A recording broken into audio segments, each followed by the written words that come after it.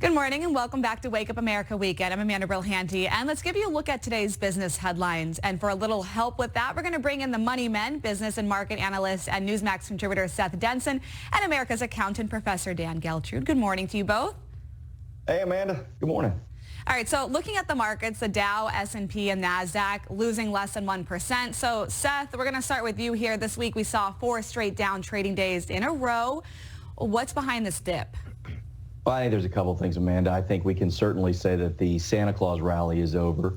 But I think we're seeing what we're calling a taper tantrum going on in the markets. Investors are a little spooked by what the Fed is talking about of tapering investments and tightening things and raising interest rates. I think that's part of it. The other thing is investors are looking at some of these high-valued stocks, these stocks where the multiples are 20, 30, 40, even 50% of the annualized revenue of these companies and saying, hey, maybe these are overvalued and it's time to step back. We saw that in a lot of the tech stocks this week, and I think it's driving the market down.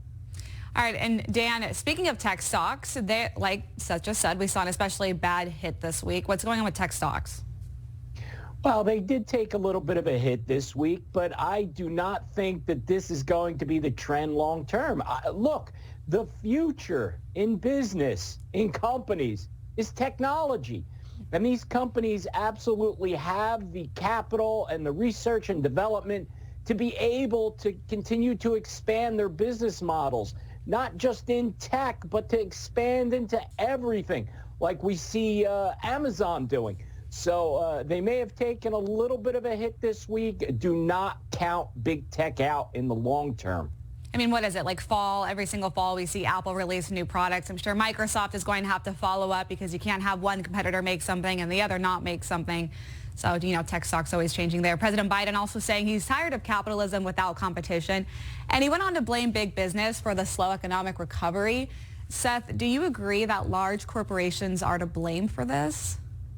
No, and there's not, listen, it's hard to look in one area to blame. I mean, certainly large corporations, I think specifically the Biden administration has targeted beef producers. Yes, there are 4 conglomerate beef producers that control 80% of the market. I don't like that as much as the next guy. Well, guess what? We have a Federal Trade Commission, so they allowed this to happen, and so the pieces are there. I think all of this, and this is deflection of the Biden administration to try to deflect from overall inflation. When we talk about beef prices perspective, you've got wheat up, you've got grain up, you've got fuel costs up, you've got labor costs up. All of those things, they cause inflation on the price of beef. And the price of beef isn't as up as much as a lot of those things are. So I think that this is a deflection move. Yes, we always should be looking at monopolized industries. But at the end of the day, the Biden administration has resources for that. So let's stop calling out blame. Let's start calling on bureaucrats. And, you know, Amazon, as we mentioned earlier, they're under fire after a former warehouse manager described the job as drinking through the fire hose underwater while a group of people try to prevent you from coming up for air. You know, maybe this is part of the reason why we saw a couple stories this past week of delivery drivers actually tossing all of their stuff outside of their trucks and leaving it in ditches. Dan, this isn't the first time Amazon has been called out for harsh working conditions and coming under fire. How does it fix this problem?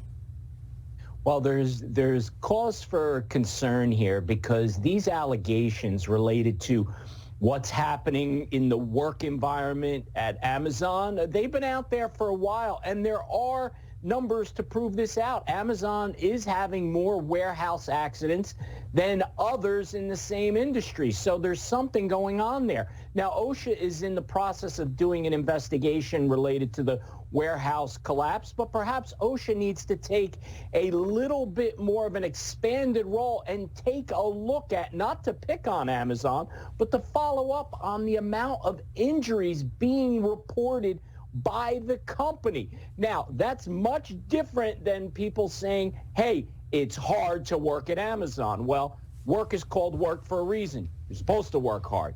Accidents, different story. So maybe look into what's happening there. Thanks, Seth Denson and Dan Geltrude, for joining us. Thanks, man.